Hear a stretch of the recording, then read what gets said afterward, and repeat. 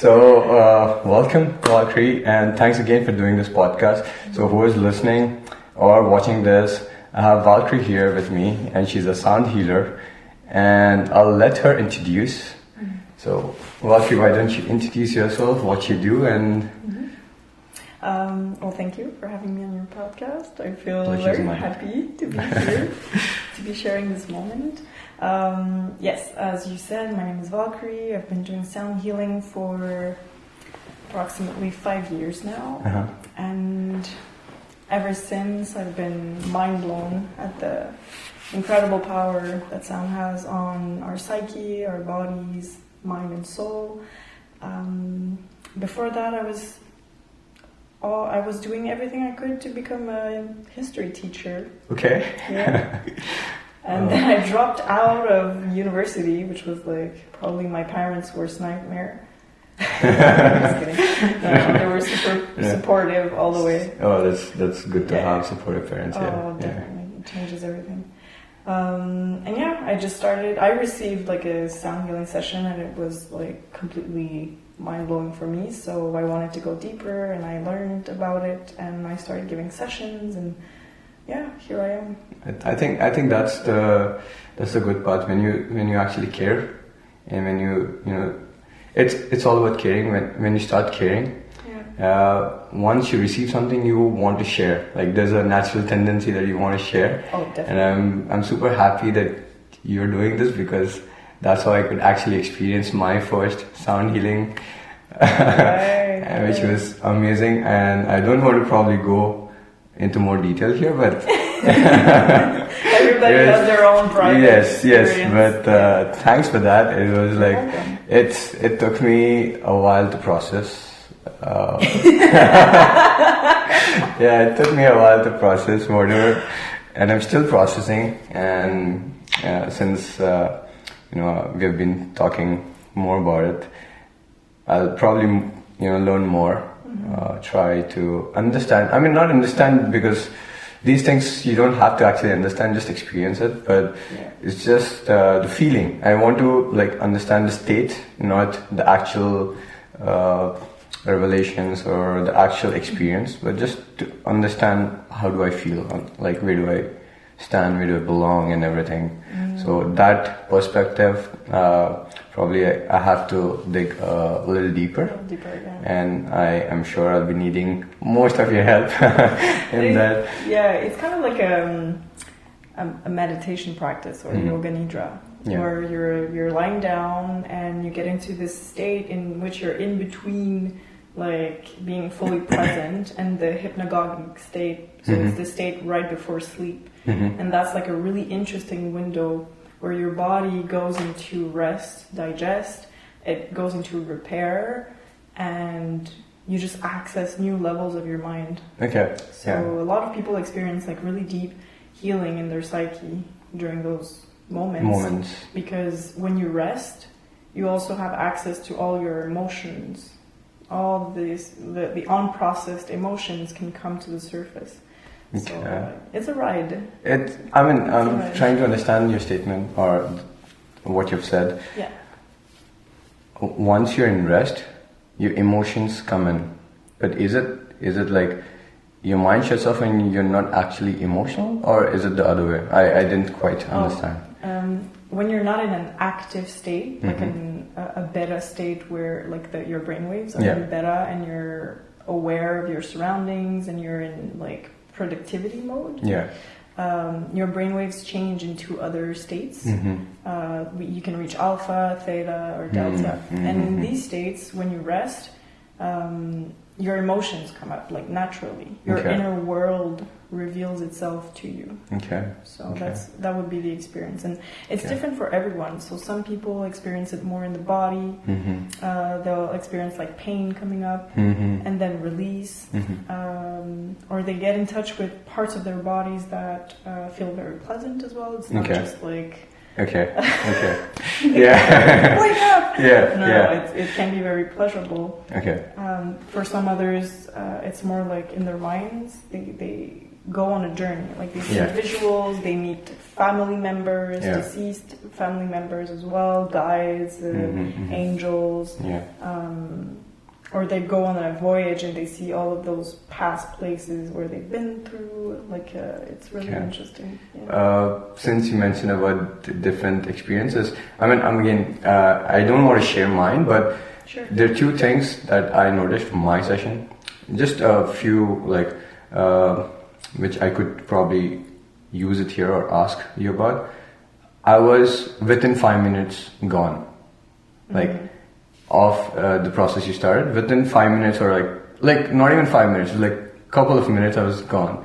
So how much and how does it matter, and how does it differ for people? Like, is it your body's in a relaxed state, or is it like you need some sort of an kind of a practice to train your mind to, Yeah. like, what is it about? There's definitely a huge part of practicing, Okay. getting your mind into this state, but also feeling safe to let go of that state. So some people don't feel safe at all to even relax. Yeah, And okay. it can be challenging. Others, they're just like, Yeah. I'm good. Yeah, I'm good. Yeah. And Yeah, they okay. phase off, you know. Yeah. So it's the reluctancy that comes in picture, and like you're not ready to let that in or Yeah. let that go. Yeah, it's kind of like you have protective parts Yeah. that come up. So the mind will start to roll really like intensely, or you're always like it brings you into other thing. Okay. places. Yeah. Okay.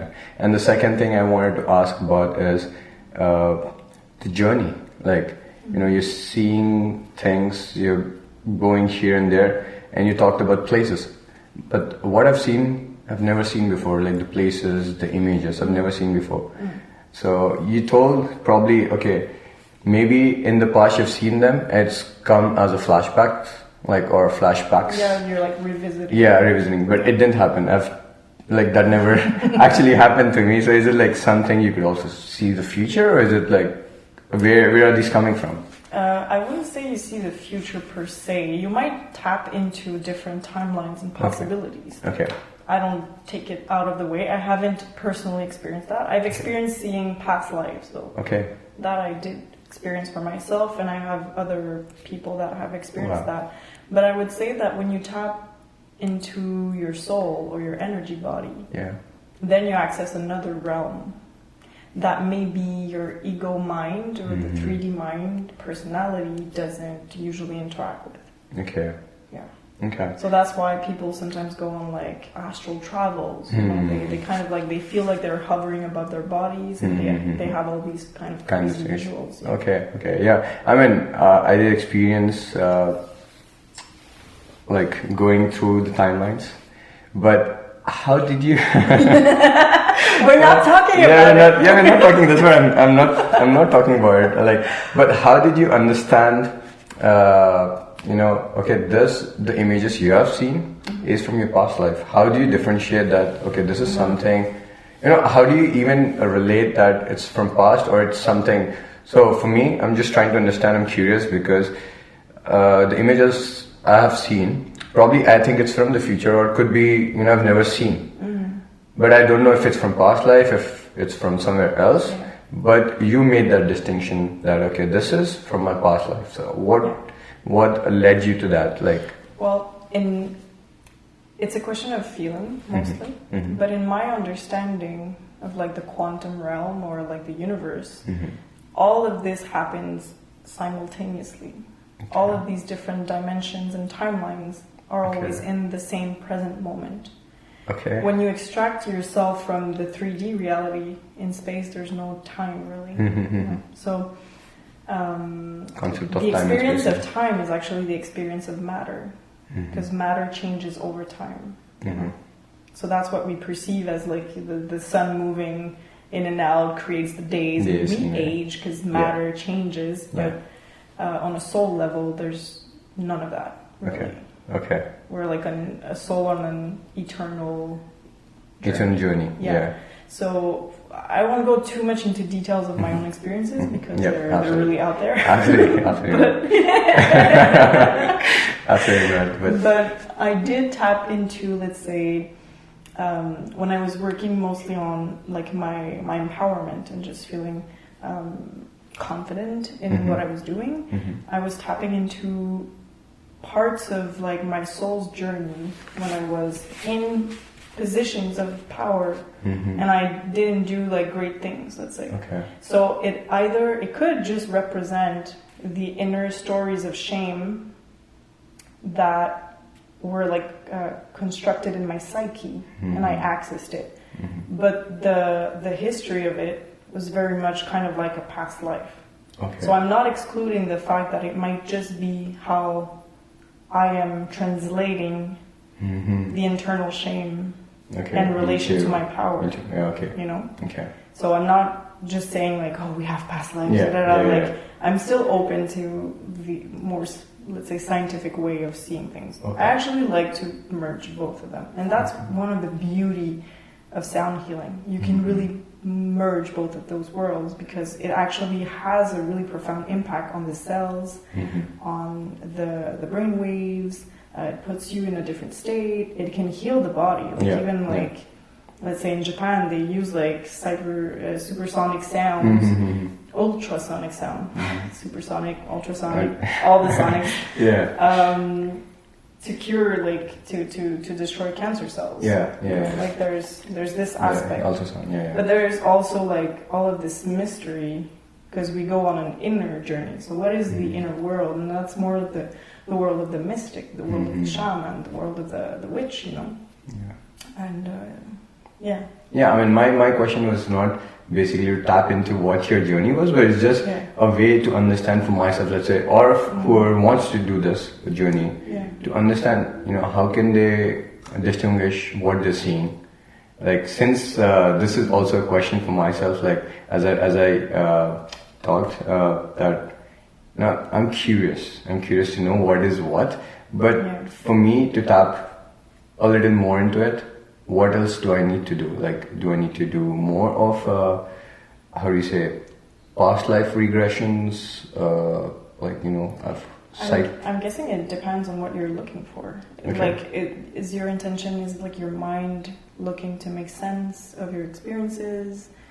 Or is it like more connecting? Because I feel that when we're more connected to the heart, these things don't necessarily matter. It's more the feeling that you get. That's what I mentioned.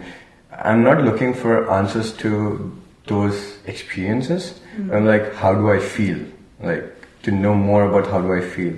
Is this feeling good? I mean, like, these are questions probably to myself, but I want to know, okay, what does, you know, why these feelings, instead of not exactly, you know, going to the reasons behind it, but you know, to know at least what's the correlation. Like, just as a mediocre, just to know where do I stand, why these feelings, is it something that I could improve on, is it something that, you know, I could work upon. That's it. Like, it's an exploration. That's always like what I say to people when they're like, what does sound healing do? I'm like, it's a whole journey in itself, and in a sense, like, the more you do it, each time you dive into it, you kind of like get used to another state of consciousness as well. So it's difficult to like pinpoint. I would say.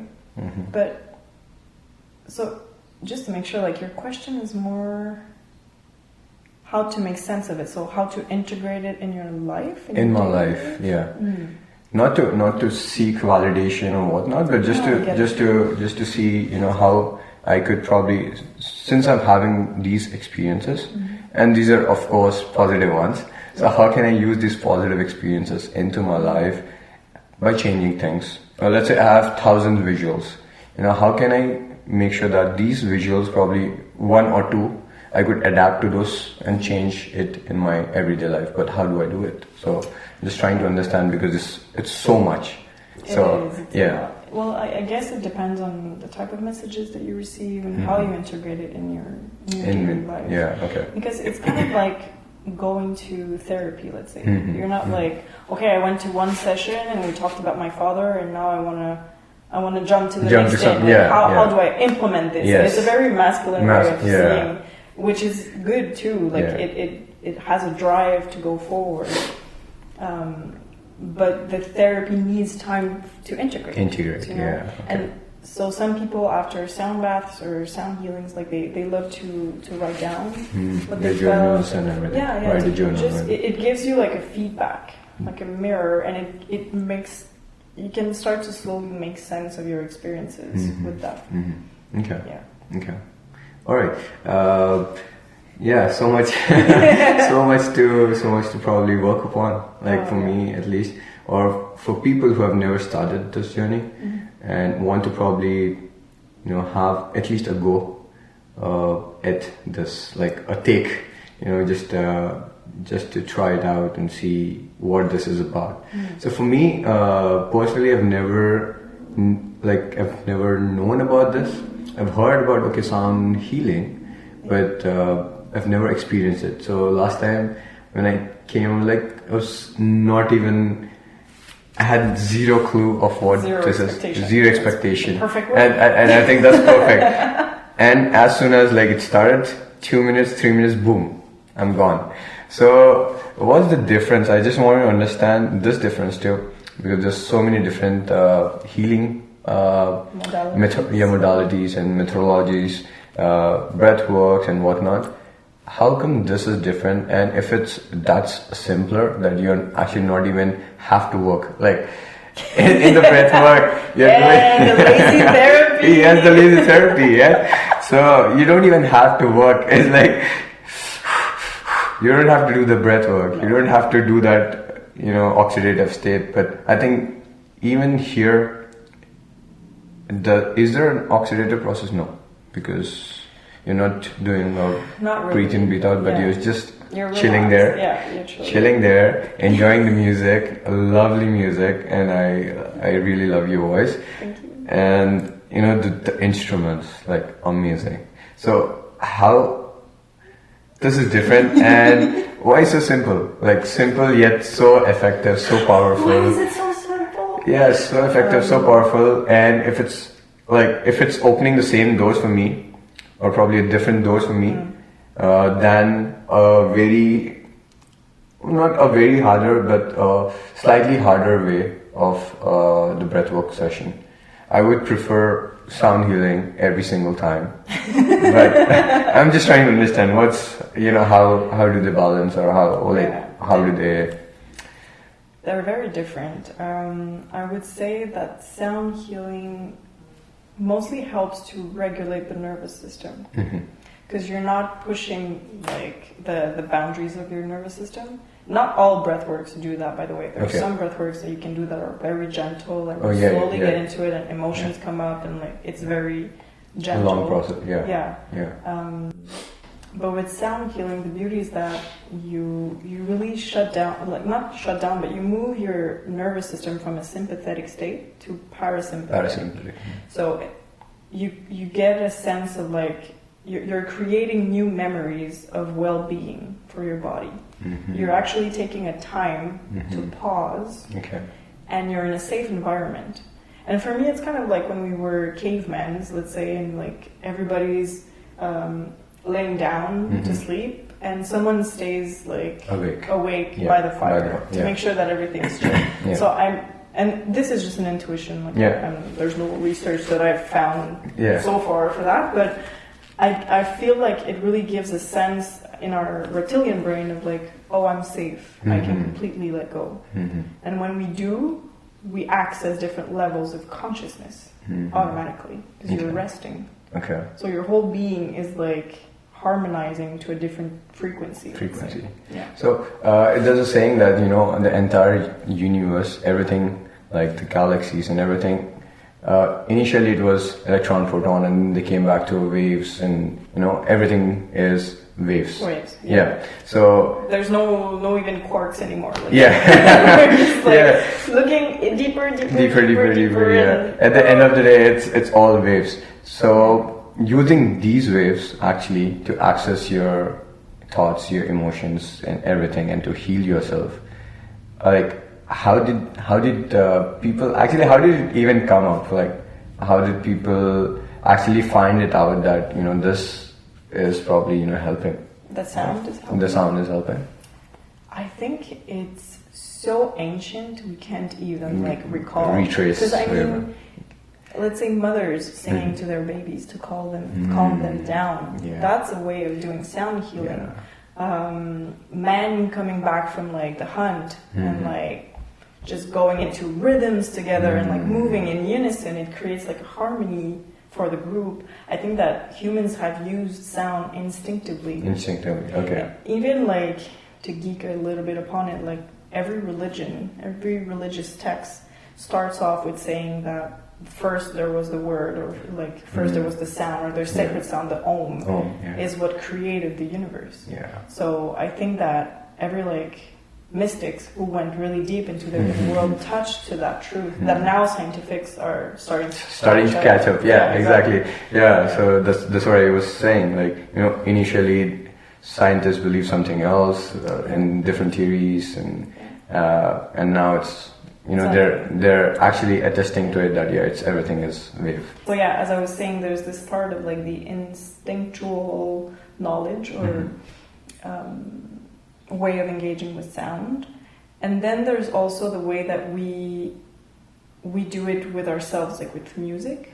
How we, let's say you want to clean your room and you put like something upbeat, or you go train and you put something that has a faster rhythm when you slow down. So there's like this relationship, the impact it brings you. And then there was like this part of like the shamans tapping into this knowledge of healing using sounds and specific instruments that would put people in trance states, let's say with the drums or with the things like these.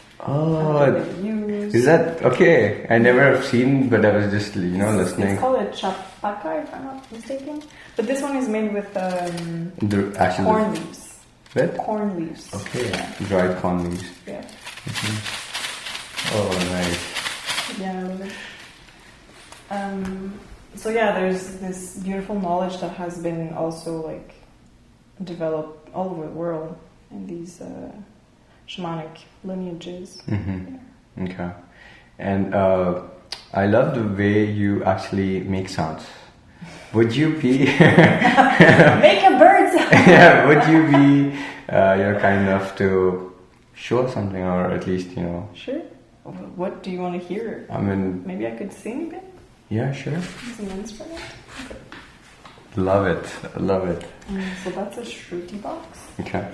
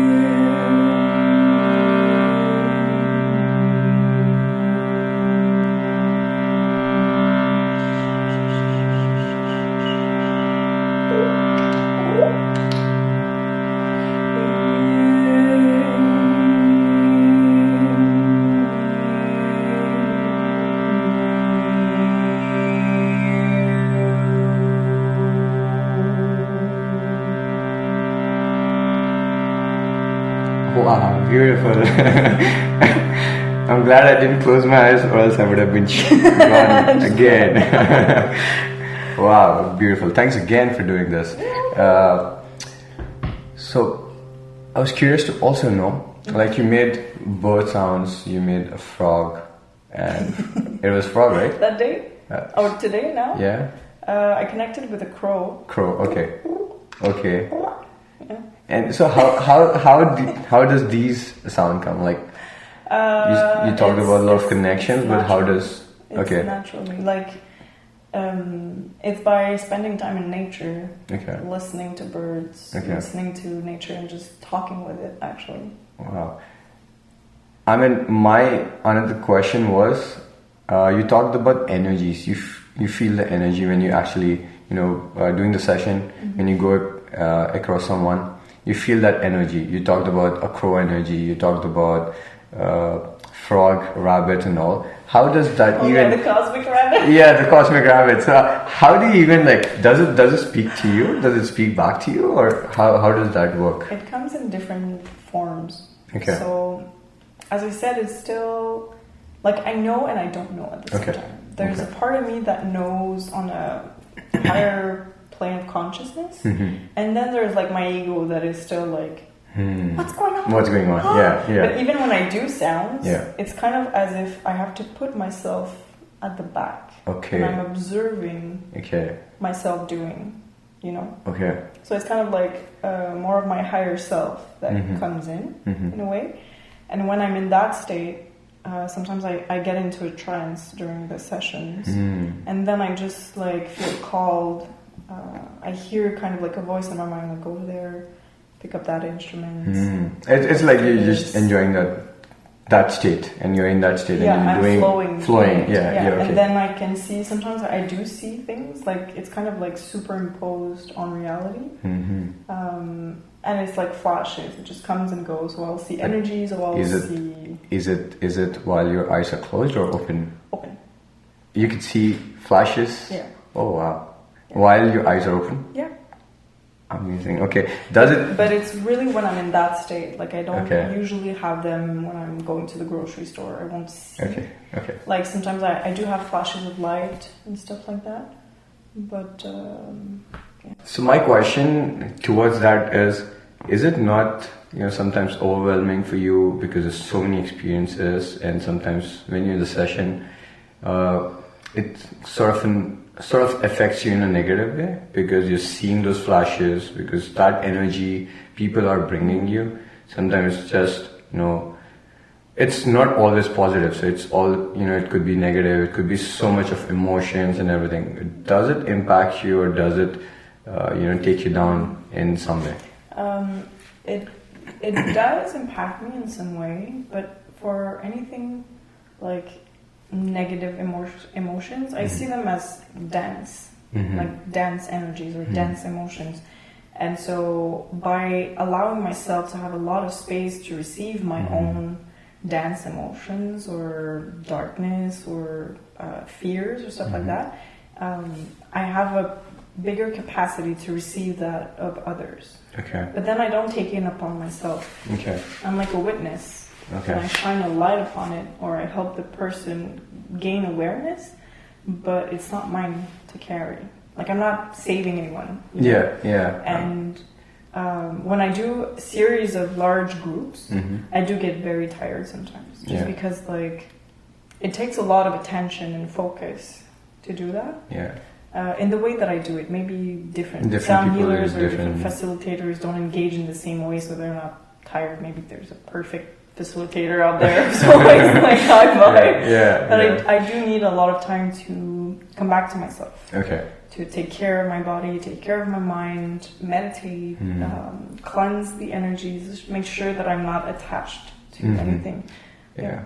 It's just, the reason I asked, because I know you're helping people, but in the process, sometimes people also try to lose themselves, or, try to lose a part of themselves. That's the reason I asked that question, because it's not always easy to deal with emotions. It's not always... It takes a lot of courage. Yeah. So do you have a specific routine that you practice? Is it something that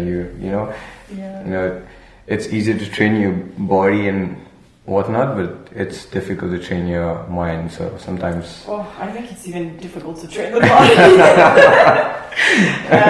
Anything that you want to keep consistent, it demands... a lot of energy, a lot of focus, energy, practice, dedication, devotion, patience, patience, so many, all of this. So I do have practices. Let's say in the morning, I connect to like my soul, I connect to the earth, I connect to my higher consciousness, and I really like circulate all the energy in me.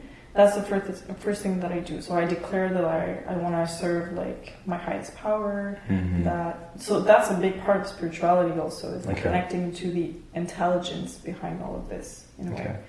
And then I'll move into something like Qigong or training, something that brings me into my body. Qigong. Qigong is it's kind of like chill martial arts. Okay. In which like you cultivate movement and you breathe through it, and the whole point is to harmonize like your body, mind, and soul. Okay. So you do like actually. Okay. Types of I did actually. Tai Chi, yeah. I actually did. My last podcast was about Tai Chi. Oh, so, nice. The energy flow and everything, and that was my first time ever. So. Oh, beautiful. Yeah, learn something new. Something new. Yeah. So interesting. And I've always seen you do some sort of. Oh yeah. So what is it about? I'm curious. Like, you know. The flippy floppy hands. Yeah. Well, it's called light language. Okay. And it's like when I'm connected to the source of energy, it moves through me, and I just let my body respond in the way it does. Okay. So sometimes it's with the hands, sometimes it's through the voice. Okay. So you might have heard when I was singing during the sound bath, most of the time it's light language. And it's something that it's light language? Yeah. Okay. Yeah, it's like it's channeled in the moment. Okay. And it's something that has been known for like hundreds and thousands of years. Like even in the Christian church, they would call it when you're really connected to spirit that you talk in tongues, parler en langue. That would be the way they call it when people get into trance and they just start speaking these weird languages. Okay. But I actually think that might be the way that humans started talking in the first place. To be connected to that energy, that flow. Energy, okay. And just like started creating all the words. Wow, but now, like when we, let's say we have this conversation, you can feel that we're more connected to the brain, and the words that I use have a history. The words that you use have a history as well, and we're kind of like exchanging these words on that level. Yeah. When you do light language, it's like it's the present. Talk of the present moment. Yeah, exactly, and it's more connected to the heart, to the feelings, to the soul. There's a lot of energy embedded in it. It's not just mental energy. Absolutely, let's say. Absolutely, yeah. And it bypasses all notions of past and future. I mean, I always say and always talk about living in the present, not getting impacted by past, or probably thinking about the future. So I think that's a very good thing that you brought this like about the light language. And as I mentioned, I have no idea when I came to the sound healing session. I had no idea what this is about. So these terms for me are like pretty new, like I'm still trying to understand, and at least as I mentioned, like probably try to know more about it, not even to make sense of it. Like, a lot of people watching or listening, probably they'll be like, oh, what is this about, People might not relate to it unless they experience it, because literally for me, I was like, okay, this is just a sound therapy. I mean, like, you're just going there, relaxing yourself and enjoying the music. Right? It was not that. It was not that at all. Like, completely not that. So for people who are listening, probably they might have this question like, okay, what is this about? So what's your one way to express this? Like, what do you have, in a simplest term, what do you have to say about sound healing? Yeah, simplest way. In layman terms, like, okay, for people like me to understand. Wow. Well, it's a therapy for the nervous system. Okay. It's a peripheral nervous system. Yeah. Okay. Well, both central nervous system and peripheral. So I would say it's a therapy for the body and the nervous system. It's a way of exploring the inner world, so connecting to the soul. Okay. And it's a way to get in touch with your emotions, because sound triggers also like memories and feelings. So not everybody will react in the same way to a specific sound that I play. Yeah. For some people, like a rain stick per se is really relaxing. They hear the water falling and it puts them into this other state. For others, I had people that were like, it's agitated. It triggered like this mental Something. energy of something like restlessness and Yeah. stuff like that. So you also meet parts of yourselves. Like it's a way to discover yourself Okay. without going too much into the mind. But Okay. I think like breathwork does that as well. Without, again, I'm like skeptical on this part, like without going to the mind, but at the end, your experiences are actually coming through the mind, because if you're feeling scared, it's coming through your mind or no? If you're feeling scared, Yeah. Or maybe, Well- I don't know, it's past trauma, is it past, it's different thing, I guess, because you have like the amygdala in the mind. So that's where like we know as people who has researched this that the fear gets like stored, embedded, stored, yeah. Stored It's, or it's like learned. a log, it's like a log, Yeah. history log, yeah. But then you also have like emotional or like energy trigger points in the body where that energy can get stuck as well. So trauma is not just in the brain, it's in the tissue that's in the body. Okay. So I couldn't pronounce myself on where is the fear emanating first. Okay. But I would say it's a physiological like nervous system reaction.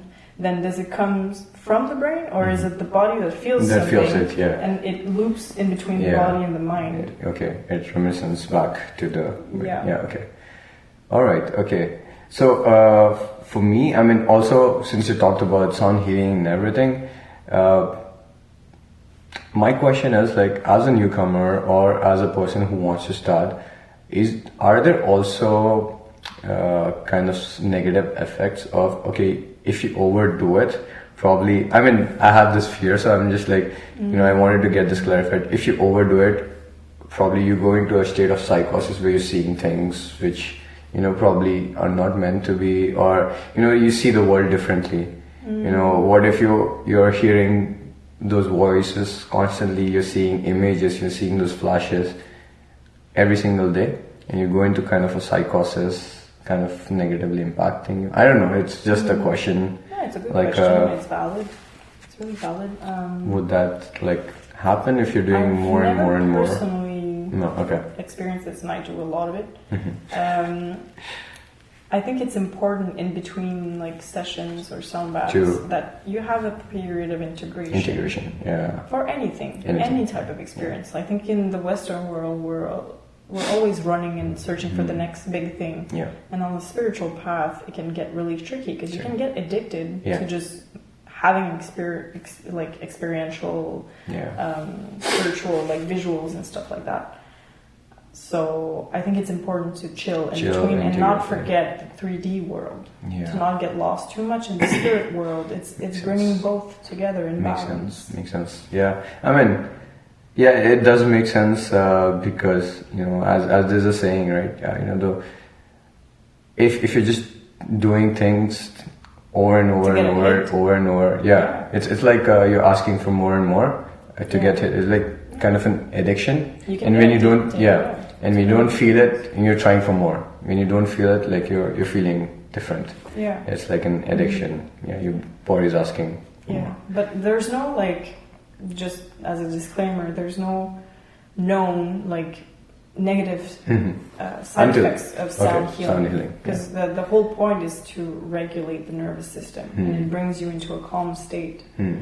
So, and you release trauma, you release like stuck emotions. It's actually really good. It even like lessens inflammation in the body. There's a lot of research around sound healing. Okay. So it really depends also on, I guess, who is doing the sound healing. Like I do a lot of energetic work with the sound healing. So maybe there's other sound healings that just like bring you into a relaxed state and not much happens. Okay. I don't know. Okay. Maybe. Yeah, I mean, my question basically was to go in the direction wherein you, like, if you're seeing things not in a relaxed state, but you're still seeing visuals, you're seeing flashes and everything. Yeah. And if you tend to overdo it, like probably you're seeing it all the time, or probably, your body wants more, your eyes want more, and if it's just flat, let's say you're seeing outside, it's just flat. But your brain is now active, and is going back to the past memories and trying to recreate those things. It's not even there, but you're not even in a sound session. You're not even in, in that process, in that state, but your body is there, but your mind wants to see it. So my question was in that perspective, like kind of a state of psychosis, wherein, it could negatively affect. Too much of anything is always not good. But as you mentioned, integration, because having like hypersensitivity to energies and seeing those is different than having a psychosis. Okay. And you can clearly distinct it when you're more in how do you say that? Comme une fabulation, like you're making a big deal out of it, and you're seeing things and you're trying to wrap your head around all of that, and you're making decisions based on that instead of being the observer of it, the witness behind that is stable.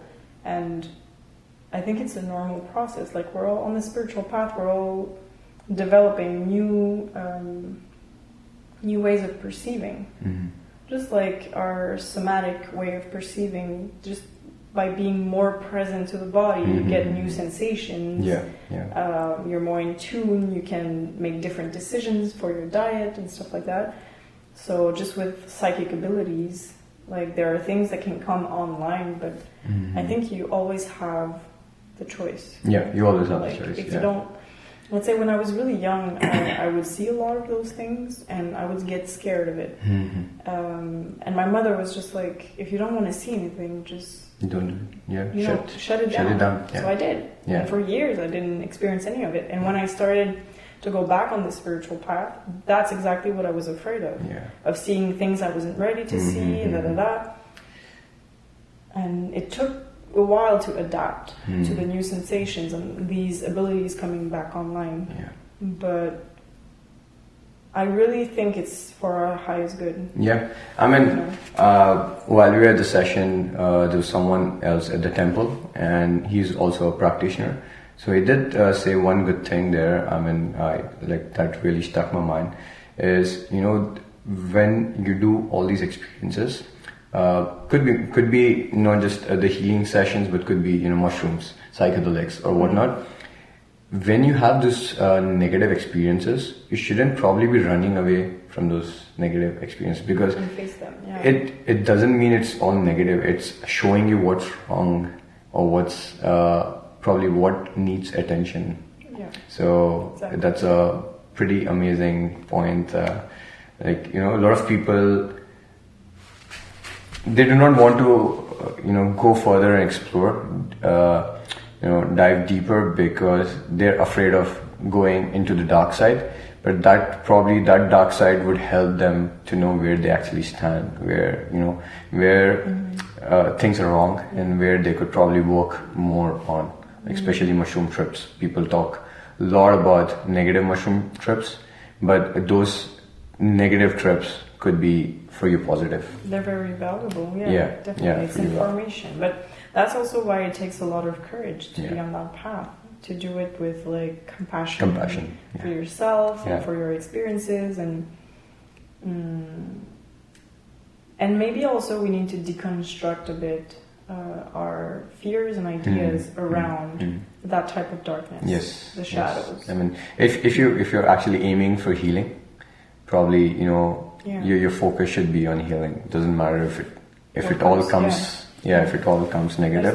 There's a really interesting Tibetan book on that. I think it's called Feeding Your Demons. I've probably heard about it, but it's so beautiful. It's a beautiful meditation practice. There's no psychedelics involved, but you sit down, you meditate, and you connect to those parts of you that are fearful, or like your shadows. And it'll create like a monster in your mind, or and you face that monster by actually just engaging with it, and like having tea with it, and like imagining, having a conversation. And most of the time you'll see that it's just like parts of ourselves that we have exiled from, because we deem them unlovable, or like dangerous, or whatever. I always see it as boiling down to how society wants you to be. Like at the end of the day, you're shutting down your own things out of shame, out of fear, out of judgment, out of what people would say about you. You're not doing what you like the most, what matters to you the most. At the end of the day, I've been speaking about this on different things, on even we touched based on different podcasts, but at the end of the day, it boils down to probably not letting go of what's hurting you the most. Yeah, because even that sometimes feels familiar and safe. Familiar and safe, yeah. You're comfortable there and like, okay. Yeah, because at least it's known, It's known, yeah. Yeah, and that's the tricky part. Like a really beautiful friend of mine has brought to my attention the importance of going into those places where you feel shame. Yeah. Because shame is like the seed of the trauma. Mm-hmm. It's you've experienced something and you're like, oh no, that cannot happen to me. Or I could not have done that, because you can also experience trauma as being like the perpetrator or the victim. Or the victim, yeah. And then like that shame just coats all of it. Yeah. And all those voices get embedded in that. But the more you can face yourself, and like most of the time it's just a question of hearing them and seeing like, oh, that's the narrative that's in my mind. So I really see all of those entities that we see as like parts of our own psyche. They're creations of us. But we've like exiled them so much, it created such a distance that we don't even recognize them anymore. Yeah. We see them as entities and monsters and stuff like that. Things crawling underneath your bed or behind the closet. But it's actually all in there. The seeds of your own fear. That's what you said, right? Yeah. Seeds of your own fear. Nice. I love it. Yeah. Amazing. So much. It's what I love to bring people into. It's like the safe experience of that fear. Meeting that fear in a safe container changes everything. Changes everything. It gives you the empowerment of like, oh, I can actually go into those places, and I'm accompanied. I geek up on that. Like I love it so much, but I also love like the positive experience of just people like being in total bliss and like taking care. It's like just like caressing your energetic body. Like yay! That's also really nice. So I actually love the way you touched upon how people could actually, like as the discussion was going, not to be fear of what hurts you the most, what you're afraid of, fear of rejection, fear of whatnot. And once you are actually letting go of these, probably your healing process already starts. Like you're already starting to heal because you're not afraid of anything now. Like you're not afraid of darkness. You're not afraid of things, shame, judgments and whatnot. You're just trying to open up, because if it really matters to you, it would start hurting you. But if it doesn't matter to you anymore, it would always come back. It won't affect you in any way. It's like, okay, it comes. Like I always tell people, probably just to question yourself. If it's really something that's negative, does it really affect me? If yes, okay, what can I do about it? If I cannot do anything about it, then how does it affect me? I mean, if it affects me negatively, anyways, it's a path, or it's a phase. Probably it'll just pass. If I could do it, then why do I have to even worry about it? That's why like meditation is such a good practice for that, because it brings you into awareness, and also you develop a sense of like creating a distance between your experiences and yourself, and you realize how much of it is created in your own mind and is not happening in actuality. A lot of human drama actually is only standing upon past trauma. Because people are not having the right conversations. Exactly. Like, this is how I feel. I know it has nothing to do with you, but I want to tell you that's the fear that I have. And then the person's like, okay, I have this fear. And then we're like looking at it, both of us, and we can actually move on and realize that the other person is not the evil person we think it is. I mean, that's what. We live in the past. we dwell in the past and like probably stop living in the present, and just. Well, it's always a practice of bringing yourself back, because that's how we learn as well as humans. We register the past experiences. I've actually heard a beautiful thing that the memories or the nostalgia in the past is nothing but the memories that your mind have registered at that particular moment. And if in case you have to go back to that moment, could be anything, could be you're probably traveling somewhere in a different world, partying and all. But that memory looks beautiful. But the actual, if you have to go back, it could be something that you're having a bad time in the sense of you're drunk, you're puking, you're doing different things. But when you go actually to the place, that's sort of a nostalgic feeling that okay, you lived there. So you're not actually trying to enjoy the present moment there, but you're trying to see okay, in the past I had beautiful memories here. But stop living of how you feel right now. You beautify it. You beautify it. Like okay, this was just it was beautiful at that particular instant.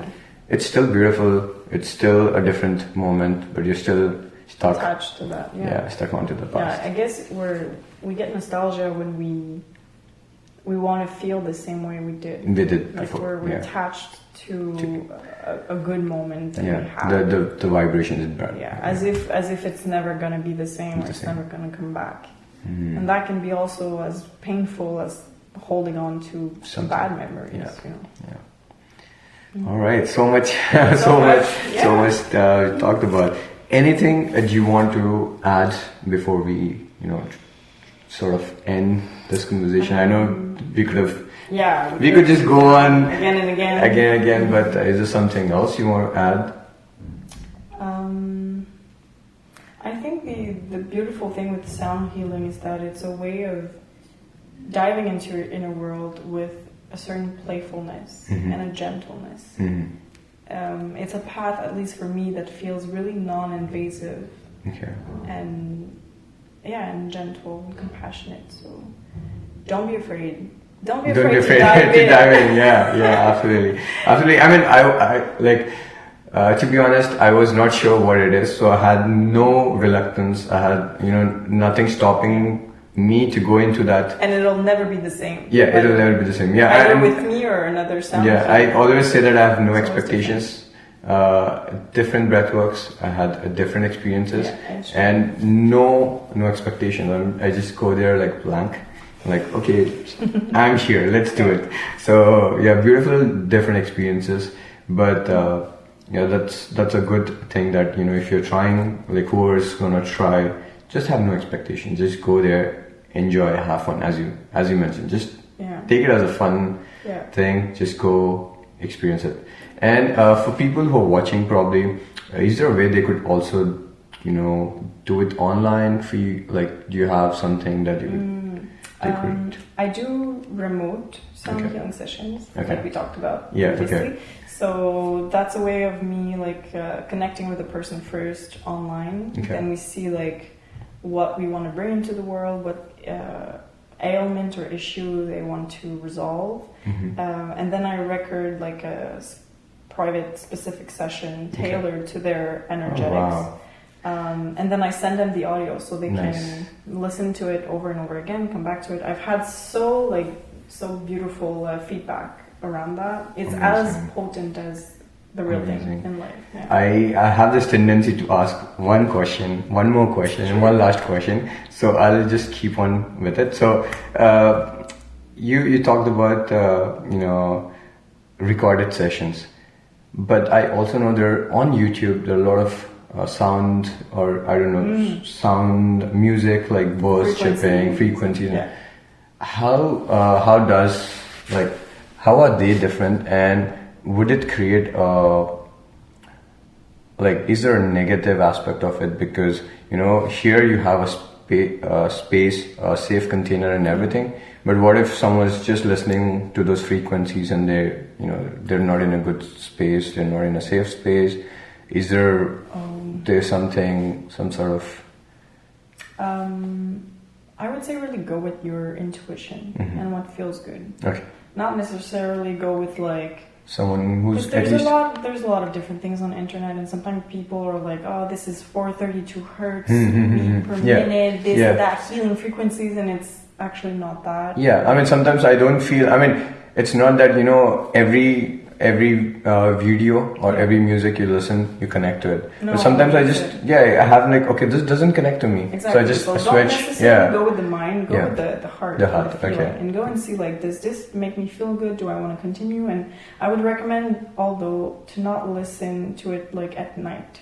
Okay. Non-stop. Some people do that for like to help them sleep. They go into hypnosis with the my question was that towards that, like, do you need someone, like, do you suggest that people, let's say it's a 1 hour video, probably these days there are 8 hours, 12 hours, 14 hours long, apparently it creates a lot of fatigue. Because we're not supposed to hear that all the time, so your ears get fatigued, especially if you have like earplugs and whatnot. It's not the best. So I wouldn't recommend going into like prolonged listening. So let's say my question here is, they're listening to 1 hour frequency audio. Do you suggest that they are with someone, like someone's actually there to take care of them? No, it's not even. Okay. No, it's very safe. Okay.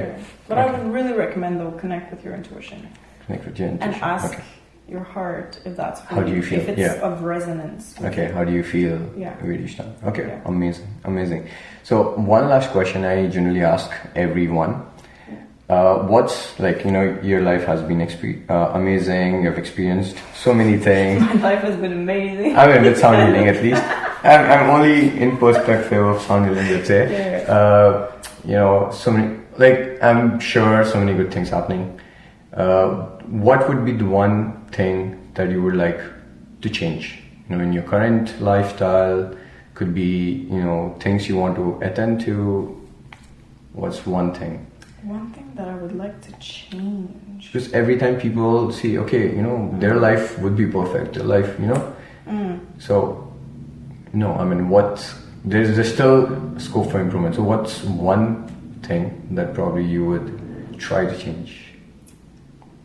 Could be your eating habits, could be your, the way you spend time, could be your learning, like instruments, or could be anything. So many things. Yeah. Oh my God. Now that I think about it, I'm like, I always ask this question also just because, you're doing so many things, but you never focus on, okay, what's that one thing that you need to focus right now? Well, right now, and I'm not super proud of it, but to be honest, it would be my drinking coffee habit. Okay. Really, because I'm not like a heavy drinker. I take once a day. Okay. But I really feel it has like negative impacts on like the mind, anxiety, even overall like gut health and everything. I'm like, so I need to stop that, but it's addictive because. So probably since you asked the question, I already have a solution. there's a. I mean, not exactly a solution, but it's a coffee replacement. It's called a shikori.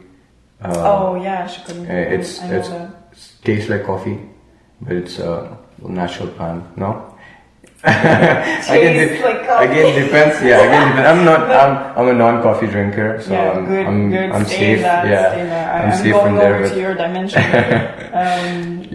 You're always welcome this side. So. I think it gives. It's the kick that it gives. Okay. That is addictive because you get into like that hyper, let's get shit done. Yeah. But it crosses your boundaries. That's the sneaky effect of coffee. Yeah. Because you're not listening to your body. That's like, no, I actually need rest. It makes you dehydrated, though. It makes you also kills off the vitamin C. No good. Yeah. Well, thank you, and I hope you soon get a way to actually work around with your coffee thing. Get over that. It's actually my third day without coffee. Oh, nice. Yeah. So like I'm on the paths. So there's a beautiful saying. Not even a saying, if I have to say. It's just that you have to just count by the day. Just say Valkyrie, one more day. That's it. And you just go by one single day, and you never realize it's just probably months years, or could be, you know, multiple years. So every time you probably feel like, just say one more day. One more day. Yeah. Oh, that's beautiful. So thanks again for doing this. It was a pleasure, and you know, I believe there's so much of information for people who definitely want to give it a try and experience at least what I've experienced. I know the experiences are different, but it was beautiful. Thanks again for providing that space, and thank you for doing this. Thank you. Thank you. Much appreciated. Thank you.